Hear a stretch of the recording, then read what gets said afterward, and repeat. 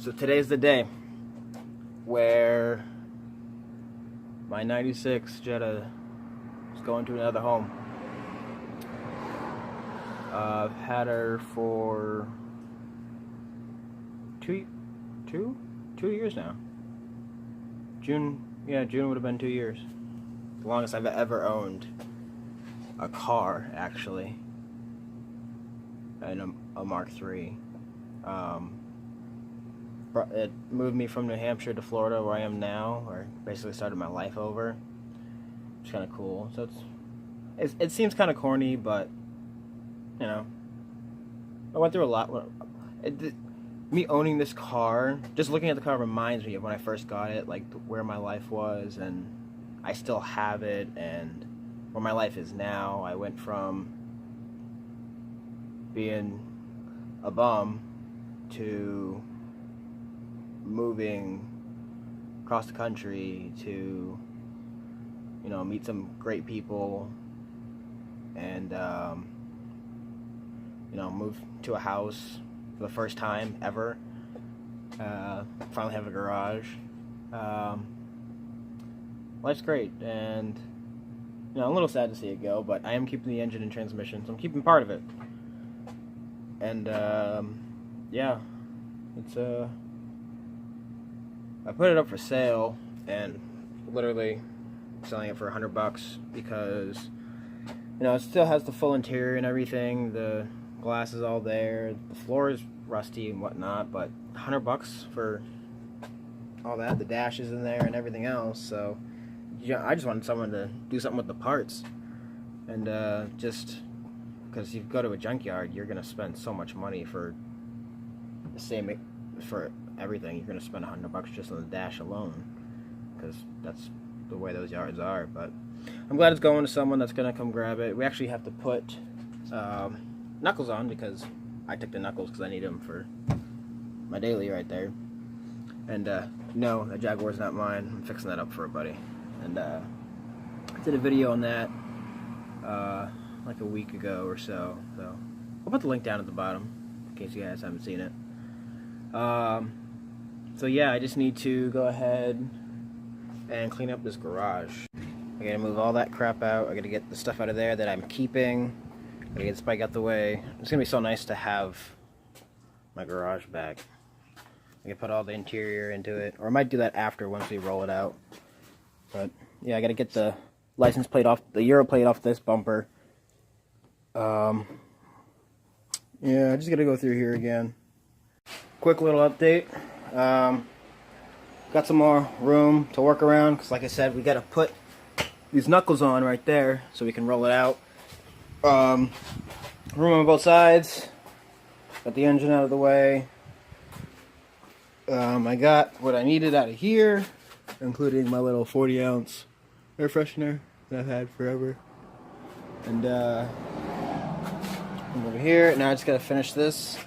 I gotta take the Euro plate and that light off of there, and then take some more, like, we got extension cables in here. Take the trash out, because I don't want to give someone a car full of trash, even though it's $100. I'm finally going to part ways with this tip, unless I go into there really quick and cut it off, which, now I'm thinking about it, I will.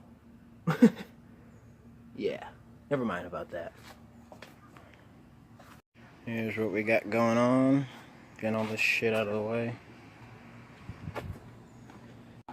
For reference, I was in first grade. I was 20 something, 21, 22 around then. Okay. I graduated in 96. So I got a Corrado. I drove it for like 4 months, and it broke down on me so many times that I had to grab my impact. Dude, yeah. It's just a Jetta. It's not even GTI. Yeah, it's the most. To me, it's the most sentimental one, but mainly because I moved with it. Gotcha. My first time, I've been out of my mom's house before, but it's my first time moving out of state. Mm-hmm. Oh, so your family still lives up there, and yeah, you just hiked it all the way down here? Wow. I just took off. Nice. And I literally was I still? Yeah, I told, because I worked landscaping up there, and I was kind of laid off for the winter. And I was like, yeah, I'll come back March. My boss texted me. I was actually at my job down in Largo. I was like, yeah, I'm not coming back. And as many timing belts as I've gone through on a 2.0, I never bent a valve. Yeah, and you don't have to start. I can sometimes I can still drive it home when it's off by like 10 teeth. Mm-hmm. And a VR, it's a chain. And you snap that, then and you're shit out of luck. So then you gotta. Oh yeah, it's fast. Yeah, it's on a tow truck.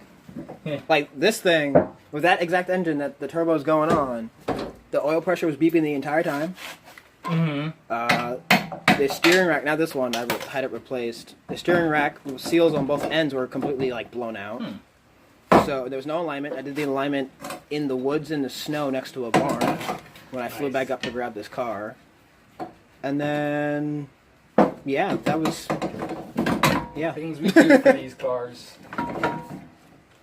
And then the funny thing is, when I was driving down, all I saw were newer cars pulled over with their hazards on or with their hood open. And I'm just like, 1993, 1996. Yeah, I feel so bad. I sold never got hot once. My one good Volkswagen I sold before we left for here because I thought I was going to rebuild the other one that I was towing down. I sold it to a kid that lived in Georgia. I was like, dude, I would drive this car across country 10 times right now.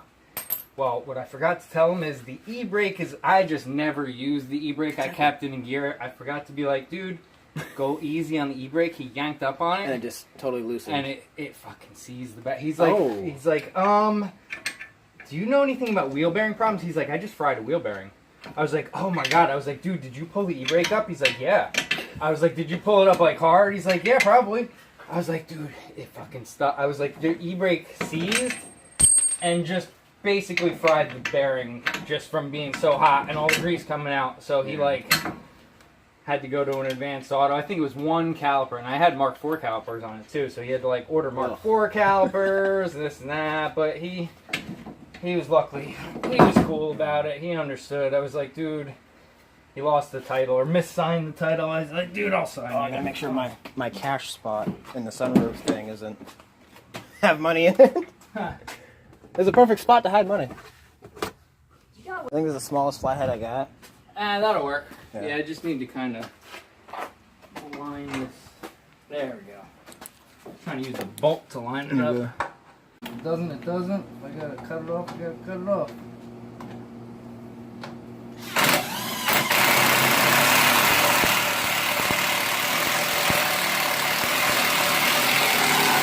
Cross-threaded better than not threaded.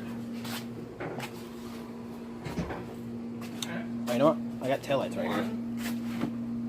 They're a little cracked, but... What's that? A little cracked. Dude, did I? No, I did not. I just put the wrong one on the wrong fucking side, didn't I? Such an idiot. Put the driver's side? Oh, yeah, the short axle. I put the short axle on the side. I wasn't even looking. Oh, well.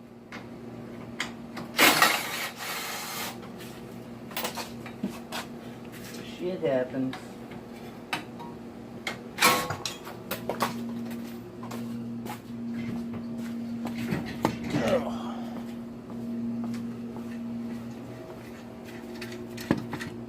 So we're almost done. We got this side in here. Just gonna put a wheel on. Bungee those axles up. Tighten this up. Put it down. And we'll be good.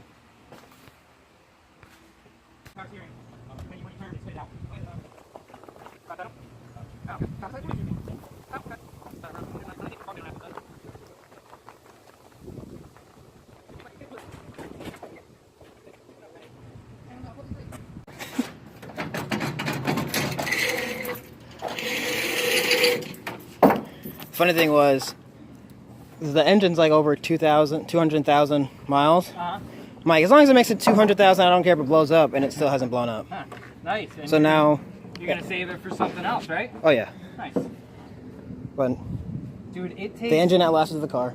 It takes a lot to kill a 2.0. The one that's in your red car, since it's the OBD1, that's even harder to kill. Forged crank. I thought it was only 16 valves that were forged. No. OBD1, forged crank, dual valve springs, oil squirters in the block are the special things on that one. Huh. Well, don't tell me that, because it's the daily. I mean, honestly, that's the engine to put a turbo on. Everyone loves the OBD1. And you can actually take an OBD1 and drop it right into an OBD2 car. No problem.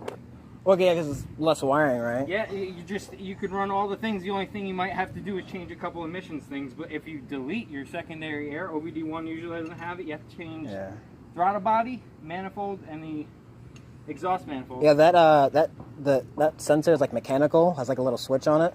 It came out while I was at a green light. I was sitting at a red light, and then it was totally fine. I took off, and it just started like kicking back and forth, like I didn't know how to drive a stick. Oh, jeez. So it was so terrible. Yeah, well. And then both of them came right out. And I make these in really, I make upgraded ones. I swapped mine. I got one from a junkyard. It was way too small. There was so much play in the shifter. Wear out. I make them out of hard plastic and sell them all over eBay. I was gonna get like a sleeve or something from Home Depot. You know what I mean? Like that fits right over it. But I didn't even have to do that. I just went to the junkyard and took it. Yeah, probably a little bit to this side. Oh wait, parking brake's on. Good. The e-brake's on? Yeah. Ah. There we go.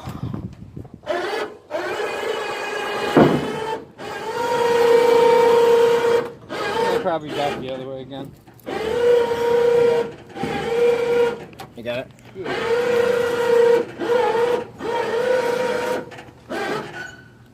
That's probably far enough. Awesome. Put that on.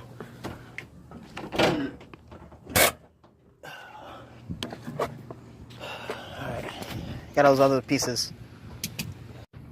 This is the last time we're gonna see this. She served her purpose. I moved cross country. Got all this room now. So, what's my plan with this engine setup right here? I'm gonna keep it for a while until I find a cleaner shell. But for now, I think I'll focus on the bike because it's a lot smaller, it's a lot easier, and gas prices are terrible. So I think that'll be my daily. The daily won't be the daily anymore, but it kind of will. So yeah, the blue car is gone, and I got my garage back.